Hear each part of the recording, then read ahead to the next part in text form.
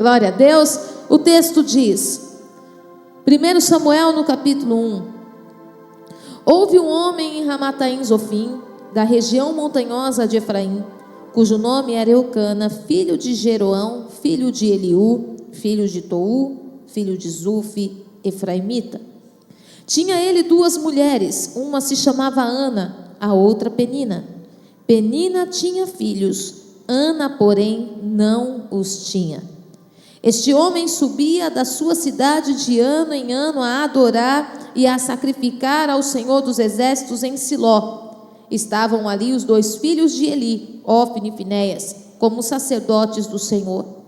No dia em que Eucana oferecia o seu sacrifício, dava a ele porções deste a Penina, sua mulher, e a todos os seus filhos e filhas. A Ana, porém, dava porção dupla, porque ele a amava, ainda mesmo que o Senhor a houvesse deixado estéril.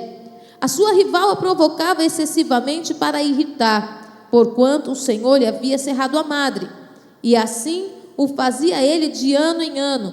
E todas as vezes que Ana subia à casa do Senhor, a outra a irritava pelo que chorava e não comia. Você pode se assentar. O tema dessa noite é: o que é gerado no joelho não se perde no propósito.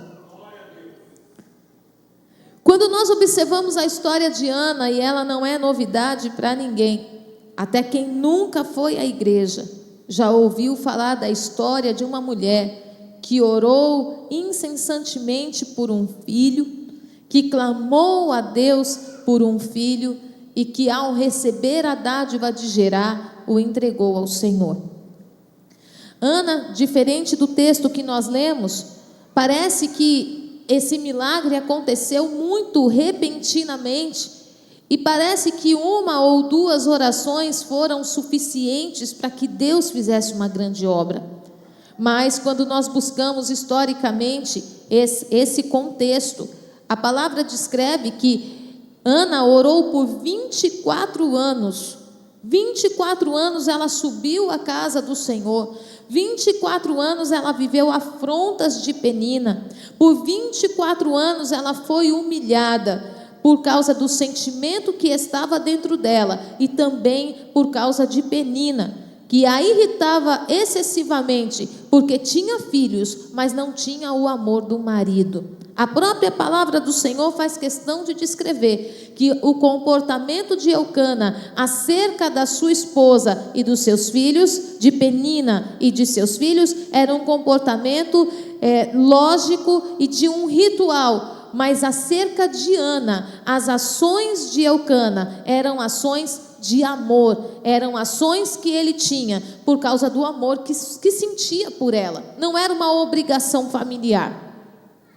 Dentro do contexto, a palavra do Senhor diz, se você continuar lendo o capítulo 1 e chegar até o capítulo 2, você vai ver que Ana passa muito tempo orando, até que um dia Eli a observa orando, e a palavra diz que ele a confundiu com uma mulher embriagada, perturbada no seu espírito, atribulada.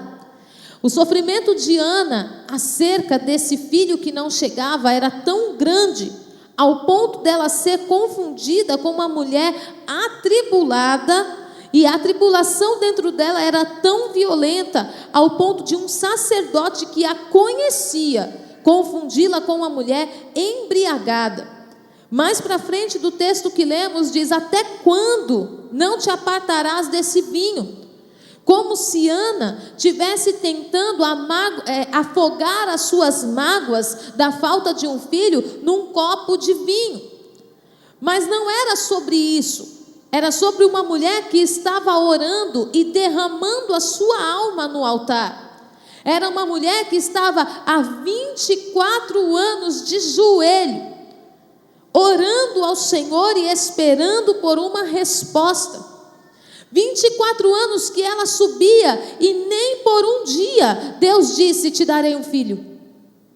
Muito pelo contrário, Eucana, no próprio texto, a palavra do Senhor diz que Eucana dava porções dobradas à sua esposa, mesmo sabendo que o Senhor a deixara estéril.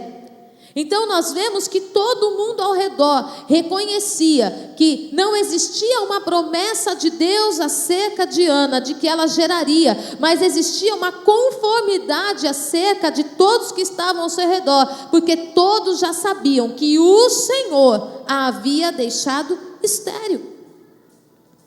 E a palavra do Senhor diz que essa mulher está ali derramando a sua alma, confundida com uma mulher embriagada, até que, ao ser questionada pelo sacerdote, ela diz: não, eu não estou embriagada, eu estou derramando a minha alma diante do Senhor.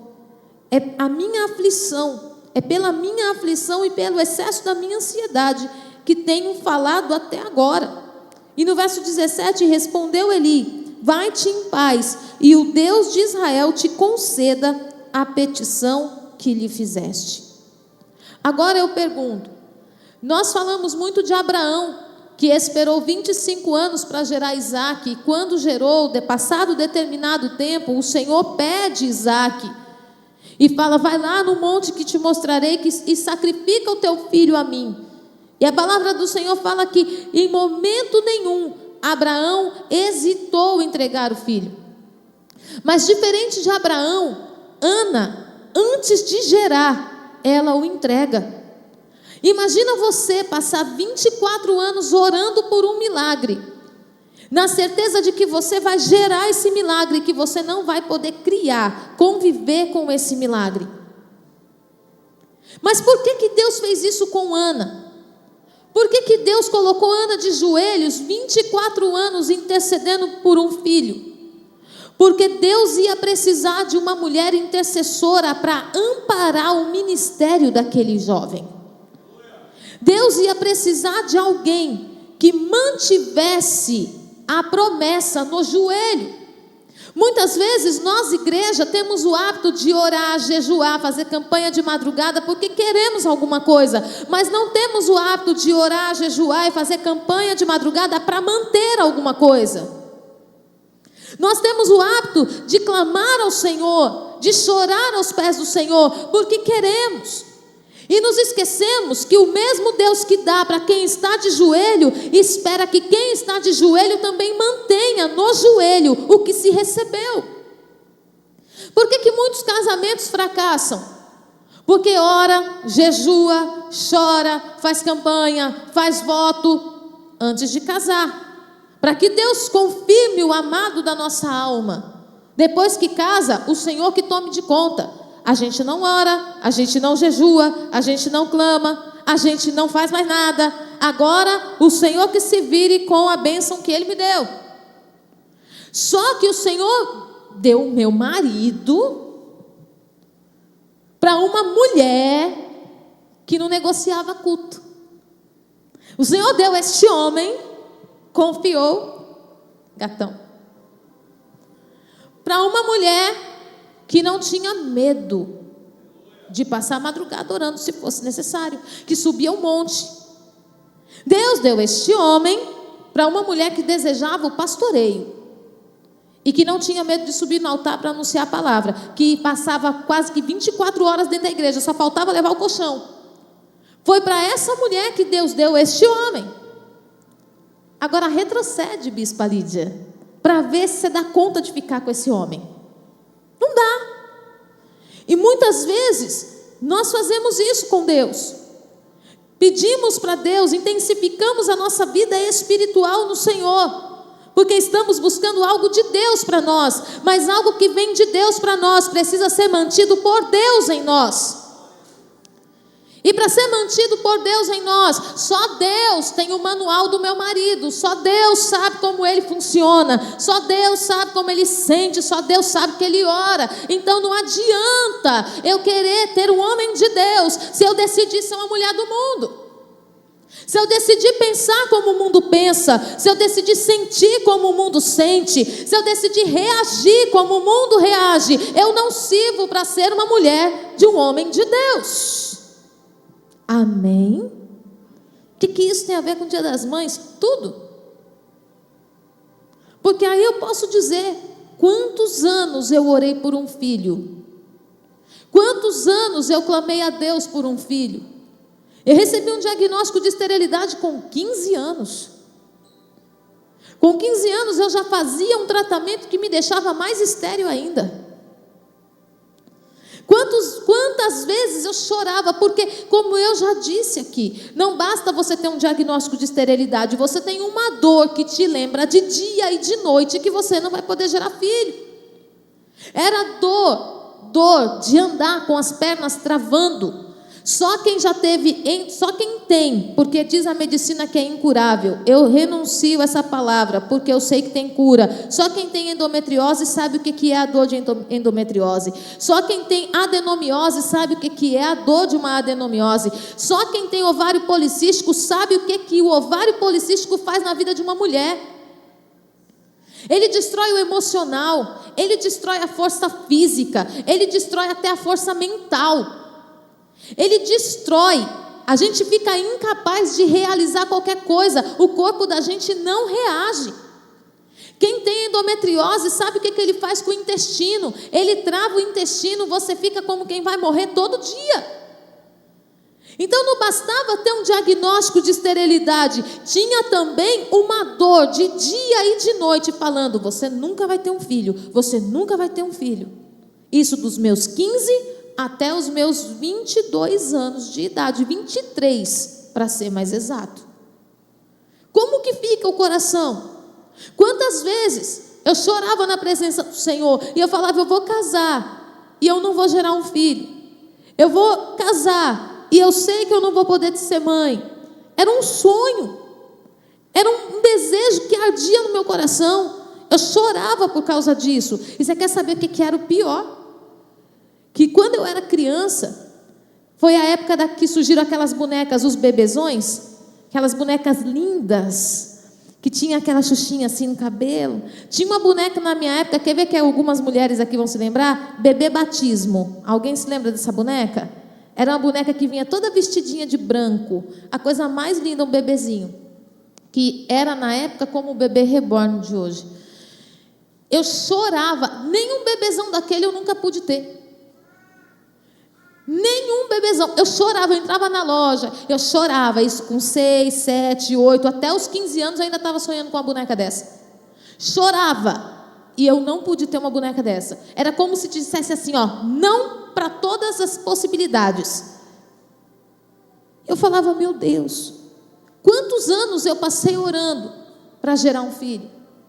Quanto tempo eu passei clamando a Deus que abrisse minha madre? Quanto tempo eu passei pedindo, e quantas vezes a esperança era cortada pelas dores que eu sentia. Mas eu casei. E aí 11 meses depois chega quem? Chega o queridão da mamãe, o Lucas. Chegou o milagre. Agora vamos fazer o quê? Vamos cuidar do bebezão da mamãe e vamos deixar a igreja de lado. Gente, só Deus sabe o que eu fiz com meu filho. Graças a Deus que o diagnóstico de autismo dele só veio bem tardio, porque eu acho que eu não teria coragem de fazer o que eu fiz. Eu colocava essa criança que tem dificuldade com barulho do lado de uma bateria, um sábado das 8 da manhã até as 18 horas ensaiando louvor. Tinha um momento que essa criança gritava compulsivamente e eu falava, tirem ele daqui porque eu não posso parar o ensaio, só saio quando o louvor estiver pronto. Sabe qual foi o resultado de não deixar o altar porque eu recebi uma bênção? É que o diagnóstico do meu filho dizia que ele seria impossibilitado de tudo. Meu filho foi alfabetizado sem apoio. Meu filho anda sozinho pelas ruas de Várzea Grande, não tem perigo de se perder. E dentro do laudo dele que diz que ele é impossibilitado de um monte de coisa, eu vejo meu filho capacitado para um monte de coisa, porque o Senhor cuidou dele. O Senhor cuidou dele. O Senhor estabeleceu sobre ele aquilo que era a verdade do céu sobre a vida dele. Agora, ele foi gerado no Senhor. E eu não podia cuidar do meu filho de forma natural, de forma física, porque um filho gerado em Deus tem que funcionar em Deus. O que eu gero no joelho tem que ser mantido no joelho para não se perder no propósito. o que eu gerei a partir de orações, o que Deus permitiu que eu gerasse a partir de clamores, a partir de entendimento espiritual, tem que ser mantido no entendimento espiritual. Não tente suprir, manter as coisas que Deus te deu de forma carnal. Não tente buscar soluções psicológicas, emocionais, estratégias de revista para manter um casamento que foi Deus que te deu. Não tente buscar aquilo que é mundano para suprir a tua casa, porque se veio de Deus, é mantido pelo teu joelho na presença de Deus. Oh, aleluia! 24 anos orando por um filho, e o filho chega, e a palavra do Senhor diz que Ana amamenta Samuel, e que passado o período da amamentação, então ela leva Samuel e entrega Samuel nas mãos de Eli. E agora eu quero falar com pais que estão aqui, que estão vendo os filhos andando por caminhos errados. Não é sobre prender filho dentro de casa. Não é sobre você colocar uma coleira no teu filho e dizer, daqui você não passa. É sobre você dobrar o seu joelho e lembrar quem foi que te deu o filho e sob quais condições ele foi gerado. Ana estava colocando Samuel na mão do pior grupo de Israel. Quem era Eli? O sacerdote. O sacerdote Mequetrefe. Que se fosse hoje, nos tempos de hoje, era capaz de ir preso. Como um charlatão. Um sacerdote que tinha se perdido da presença de Deus, da palavra, e que estava confundindo uma mulher que orava com a mulher embriagada. Não tinha mais nem discernimento das coisas espirituais. Ela estava colocando o sonho dela na mão de um homem que não deu conta de cuidar da própria casa, que fazia vista grossa diante dos pecados dos próprios filhos. Aí a gente gera um filho. Eu não quero ele andando com o parente fulano de tal, porque o parente fulano de tal, sangue de Jesus tem poder. Eu não quero meu filho na escola tal, porque a escola tal, só Jesus na causa. Eu não quero meu filho em tal e tal lugar. Peraí, você criou o quê? Você criou um profeta de Deus ou um bibelô distante? Quem que você está criando? Filho não sabe mesmo o que está fazendo não, mas quando tem uma mãe e um pai que sabe quem são diante de Deus, não tem medo de soltar o filho, porque você não gerou uma candeia para colocar debaixo da cama, você gerou uma lamparina para colocar na parede. E toda lâmpada sempre vai ser colocada em lugares de trevas, para que a luz do Senhor resplandeça naquele lugar. Quando eu sei a mãe que eu sou, quando eu tenho certeza da onde eu estou em Deus, eu não tenho medo de onde os meus filhos irão, porque eu tenho certeza que o Deus que gerou em mim, a partir da minha fé, vai encontrar em mim fé suficiente para que eles sejam sustentados no propósito para o qual foram enviados. Ana tinha sido treinada a orar 24 anos. Ela foi treinada a entregar ofertas ao Senhor. Ela foi treinada a jejuar. 24 anos foi treinada para que lá na frente ela pudesse manter o propósito. Sabe o que eu quero dizer para você? Não olhe para o seu tempo de espera como uma punição ou provação de Deus. Olhe para o seu tempo de espera como um tempo de treinamento, para que Deus te fortaleça no tempo do cumprimento da promessa. Não é sobre conquistar, querido. É sobre não perder o que conquistamos. Eu sempre digo lá em casa, mais difícil do que conquistar é manter o que se conquistou. Muitas vezes você comprar uma casa no Belvedere não é tão difícil. Mas bispa, custa milhões. Eu sei que tem gente aqui que se determinar, ninguém impede. Compra a casa e paga. Agora paga o imposto todo ano. Paga o condomínio todo mês. Não é sobre comprar uma casa, é sobre como eu mantenho. Não é sobre manter uma empresa, abrir uma empresa, é como eu mantenho. E aquilo que é gerado no Senhor precisa ser mantido no Senhor. A palavra de Deus fala que Ana coloca o filho dela no pior lugar, num lugar de total desconfiança, num lugar onde ela tinha sido julgada. Quantas vezes nós, por causa de inimizades, nós proibimos os nossos filhos de estarem no lugar onde eles precisam levar transformação?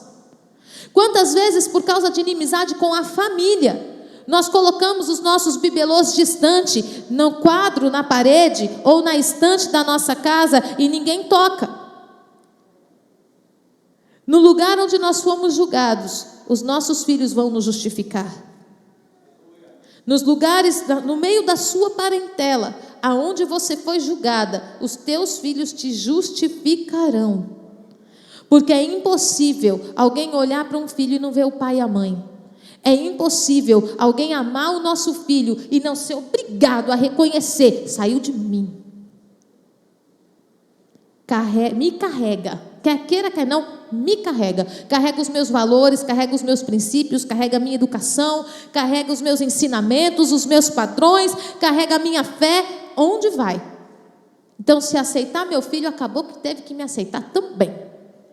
Aleluia! Simples assim, gente. Tenham filhos. Tenham filhos. Então a gente vê Samuel num lugar terrível. Mas aí Ana, ela entrega Samuel, e é interessante, porque diferente da igreja hoje, que toda semana a gente tem 2, 3 cultos, e fora os eventos extra culto que a gente acaba se encontrando, naquele tempo o culto acontecia uma vez por ano. Então Ana estava entregando o filho dela num lugar onde ela não teria acesso por um ano inteiro. Ela não tinha como mandar cartinha para Samuel, não tinha WhatsApp, não tinha mensagem nem chamada de vídeo, não tinha telefone que ela pudesse falar: amor de mamãe, como você está? E Samuel dizer: mãe, você não sabe o que está acontecendo aqui. Não tinha. Então o que restava para Ana? Pôr o joelho no chão e saber que o filho que ela entregou para Deus estava nas mãos de Deus, e nada do que acontecesse estava fora do propósito de Deus. Um menino, num período de formação de caráter, se depara com os 2 irmãos adotivos se prostituindo dentro do templo, gente. Um menino que estava no processo de formação de caráter espiritual, moral, emocional, estava vendo os 2 irmãos adotivos roubando as ofertas da casa do Senhor. O menino que não tinha acesso à mãe biológica e nem ao pai, que não tinha interferência familiar, estava sendo criado por um homem omisso. E para piorar, com 2 irmãos que não respeitavam o próprio pai. O que podia ser de Samuel? Um outro profeta mequetrefe. Porque afinal de contas, quem se junta com pouco, farelo come. Isso é ditado do mundo, porque na igreja é diferente. Os meus filhos podem se juntar com quem for. Se o meu joelho estiver dobrado, ele converte quem ele estiver andando. Mas os meus filhos não serão desviados por caráter de ninguém. Isso é ditado do mundo. Não pode ser o nosso. Quem se junta com pouco, o farelo come. Não, de jeito nenhum. Outro dia eu fui orar por uma criança. Colocaram o nome da criança de Estrela. Aí eu olhei assim, eu fui orar pela criança. Eu falei: Espírito de Deus, eu falo ou o Senhor fala? O que eu faço aqui? Aí o Senhor me autorizou. Eu falei assim: minha amada, aonde é que brilha a estrela? No céu, de dia ou de noite? No escuro. Eu falei: você sabe quem você está gerando? Você sabe que o nome da sua filha representa o envio, e é alguém que vai andar e resplandecer em meio às trevas. Não, mas a minha filha tem que andar na luz do dia. É estrela. Nunca vi estrela de dia. Vou mudar o nome. Não. Esse é o nome que Deus deu. Tem propósito. Samuel estava em meio a um povo que poderia facilmente destruir o propósito do seu envio. Mas uma mãe que orou 24 anos por um filho, não estava entregando o espiritual de Samuel, estava entregando o corpo, porque o espiritual continuava debaixo do joelho dela. A palavra de Deus fala no capítulo 2, aleluia. Deixa eu encontrar aqui para não ficar na minha palavra.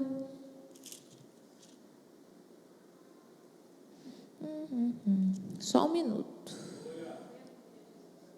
Aguenta aí. É porque o texto do capítulo 2 é maravilhoso demais.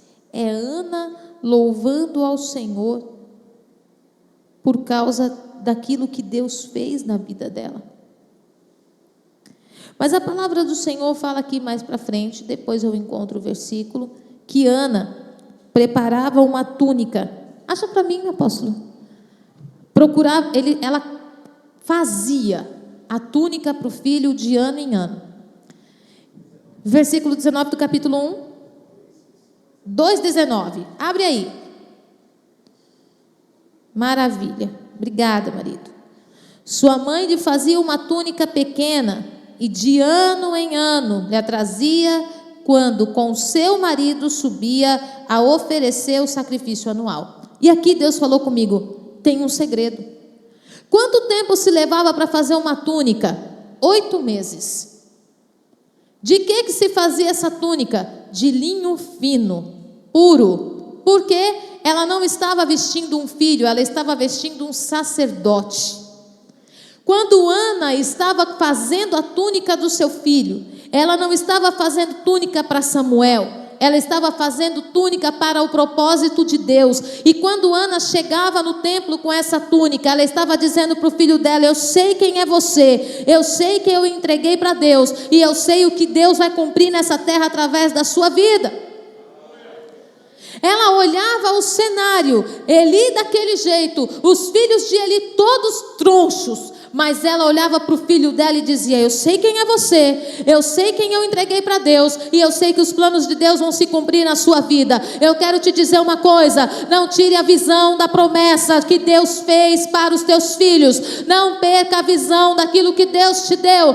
Ela ficava 8 meses gastando o que não tinha para fazer uma túnica que fizesse o filho dela se lembrar: eu confio em você, eu sei quem eu entreguei para Deus, eu sei qual é a promessa que Deus te fez, eu sei qual é o propósito de Deus na tua vida, e eu estou vestindo o teu chamado, eu estou te vestindo de unção, eu estou te vestindo de autoridade, eu estou te cobrindo de intercessão. Você não está sozinho. O que era túnica? Quando nós olhamos a palavra túnica na palavra, ela descreve a roupagem dos sacerdotes, mas também descreve que quem tinha a túnica eram os filhos escolhidos. O que Ana estava dizendo para Samuel: não se trata somente que eu te escolhi, mas eu estou te lembrando que você é eleito do Pai. Quantas vezes, porque as coisas fogem do nosso raio de ação, quantas vezes os nossos filhos ferem o nosso coração. Se você acha que filho pequeno dá trabalho, deixa crescer, gente, deixa crescer. Meu Deus do céu, é uma bênção. Aí você tem que ter joelho no chão, senão você devolve para Deus. Senão você fala: Senhor, recebe aí, ó. É verdade. Você acha que a criança até 10 anos dá trabalho, você não sabe o que é depois dos 14, dos 15. Quando começa a trabalhar, que quer disputar território com você. Fala: agora sou eu que mando nessa casa. Você olha assim, você fala: aleluia.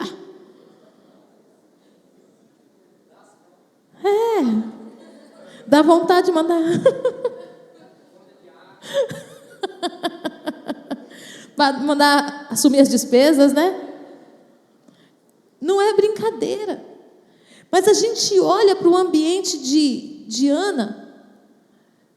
Quantas vezes nós, porque as coisas fogem do nosso controle, a gente fala: não oriento mais, não quero nem saber, que se exploda a partir de agora. A partir de agora, se vira, que morra para lá. Sabe quem faz isso? O nosso orgulho. Quem faz isso é o nosso sentimento de autojulgamento.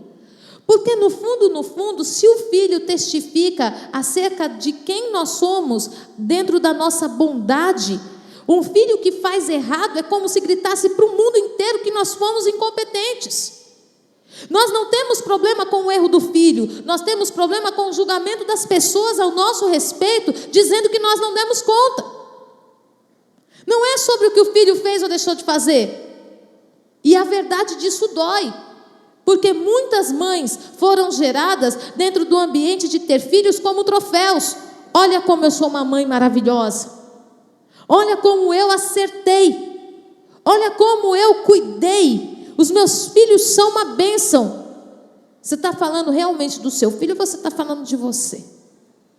Quão maravilhoso que nós somos como pais. Quando nós olhamos dentro do ambiente de Ana, o filho estava no lugar mais perigoso, longe dos olhos dela por 365 dias.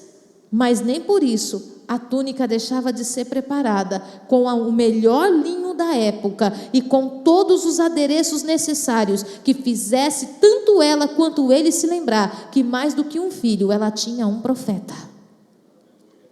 E o que Deus está falando para nós não é sobre dar tudo, mas é sobre dar aquilo que faz ele se lembrar que Deus é com ele, que Deus não mudou o plano, Deus não mudou a promessa, que Deus não se esqueceu de quem gerou e que Deus não o deixará. Nós olhamos Ana se preocupar com os detalhes dessa túnica. Agora me diga, como é que Ana não errava o tamanho da túnica? Gente, ela ficava 1 ano sem ver o filho. Quem que tem filho? Criança não dá um estirão de repente. Tem dia lá em casa que eu olho e eu falo assim: Maria, você cresceu. De ontem para hoje, você não estava desse tamanho. Falo, você estava com a cabeça aqui, olha onde você está, meu amor. Maria já perdeu tudo as roupas. Primeira coisa que eu penso: acabou as roupas, o sapato não serve mais. Lá vai a gente fazer dívida e comprar roupa e sapato. É incrível. Dorme pequenininho, no outro dia você olha, esticou. Ana não estava vendo Samuel, mas nenhuma vez ela levou a roupa errada. Nenhuma vez a túnica deixou de servir. Por quê, bispa? Porque ela não vestia o filho, ela vestia o propósito. E quando eu estou de joelho, eu sei exatamente o tamanho do propósito. Eu sei exatamente a largura do propósito. E eu sei o quanto o propósito cresceu. Não tem erro para mãe de joelho. Não tem erro para pai de joelho. Não tem erro para quem gera no joelho. Nunca algo que foi gerado no joelho vai se perder dentro do propósito. Quando a palavra do Senhor diz: ensina o teu filho o caminho em que deve andar, e ainda quando velho não se desviará dele. Não está falando de alguém que nunca vai sair dos teus olhos. Não está falando de alguém que nunca vai sair daquilo que você tem ensinado, mas está falando que ainda quando velho, ele vai saber aonde ele tem que voltar. E o que é que o Senhor está nos convidando a fazer hoje? Acreditar. Não tente manter de forma natural aquilo que tem que ser gerado, que foi gerado no Senhor, precisa ser mantido no Senhor. O que o Senhor está convidando você nessa noite? A começar a produzir túnica. E para produzir túnica é necessário algumas coisas. A primeira coisa que eu preciso para produzir uma túnica que vista o propósito, diga comigo, fé. A primeira coisa. Saber que o ano que vem, quando eu me encontrar com o meu propósito, os Ofni e Finéias da vida não corromperam o propósito. Por que Ana preparava uma veste sacerdotal para Samuel, mesmo sabendo que ele estava num lugar insalubre, espiritualmente falando? Porque ela tinha certeza que o propósito estava de pé. Ela era a mãe que poderia falar para Eucana: pelo amor de Deus, vamos tirar esse menino de lá. Mas não, eu não tiro o meu filho de um lugar onde precisa de transformação, e eu sei que ele é a luz daquele lugar. O que eu preciso fazer? Joelho. Para produzir túnica, além da fé, eu preciso de investimento. Investimento. Quem é que você está preparando? Para quem você está preparando? Para qual propósito você está preparando? O seu filho recebeu promessa de missões e você sequer coloca ele para estudar o Duolingo, ou Duolingo, e no seu nome do passarinho verde, que tem lá o inglês de graça, e você não coloca ele para estudar nem isso. Cadê o investimento dentro do propósito que você está gerando? Cadê o investimento? Seu filho foi chamado para ser um ministro de louvor, e eu não coloco você não coloca o seu filho, eu não coloco o meu filho numa escola de música. Eu estou dizendo para Deus: eu não confio no propósito. Porque quando eu confio, eu vou até as últimas consequências, eu vou investir até o que eu não tenho, eu vou dar o melhor. Porque Deus vai cumprir, e quando cumprir tem que estar pronto. Consegue dimensionar isso? Deus falou que seu filho vai ser um pastor. Cadê os seminários teológicos? Cadê a bispa? Mas aqui na igreja não tem, eu posso enviá-lo para um outro seminário? Envia. Mas se ele vai ser um pastor, começa a trabalhar na vida dele desde já. Começa a trabalhar o coração dele. Começa a trabalhar a inteligência emocional. Começa a trabalhar a aptidão para perdoar. Porque pastor precisa perdoar. Gente, olha, esse é o talento máximo do pastor: perdão. Se o pastor não perdoa, em pouco tempo a igreja está fechada. Porque é quase difícil, não, é quase impossível manter uma igreja se o pastor não tiver um coração perdoador. E seu filho vai ser pastor, o colega pisa no pé, você fala: dá de volta.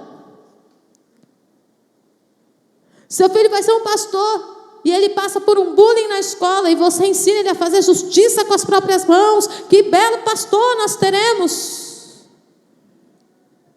A Anelisa passou por um bullying na escola. Chegou em casa e falou: mãe, fui vítima de bullying. Eu olhei para ela e falei: e o que você fez? Dei risada. Eu falei: ai, quem tem família, como é que é? Quem tem família é assim. Vai chorar por causa de bullying? Aí ela falou assim: mãe, ele me chamou disso. Eu falei: e você fez o quê? Chamei ele de pecado.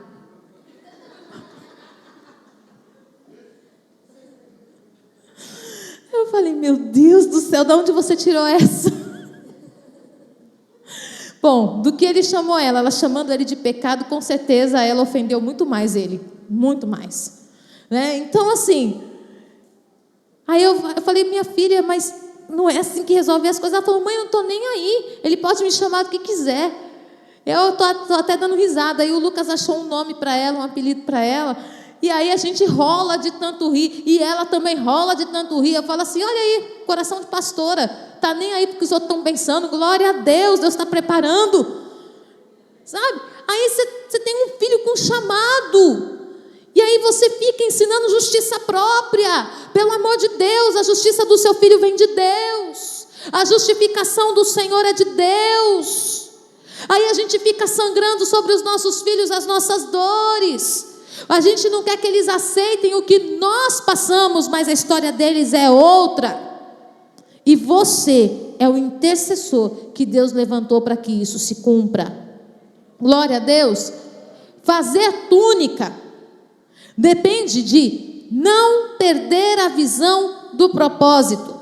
Porque no dia que você tentar vestir seu filho, a roupa não vai servir. Mas toda vez que você vestir o propósito, com sabedoria, com discernimento e com revelação, a vestimenta vai ser perfeita. E sabe o que me chama mais atenção? É que o menino não era pigmeu, ele crescia. Ele não era anão. Gente, quanto que cresce uma criança num ano? Lá em casa, às vezes, tem que trocar guarda-roupa 2 vezes no ano, que você olha assim, você fala, Cristo amado, o que é isso? Mas a roupa que Ana fazia para Samuel, que entregava hoje, no ano que vem ainda estava servindo. O que isso representa? Que tudo que eu faço com entendimento no Senhor, não fica perdido no espaço.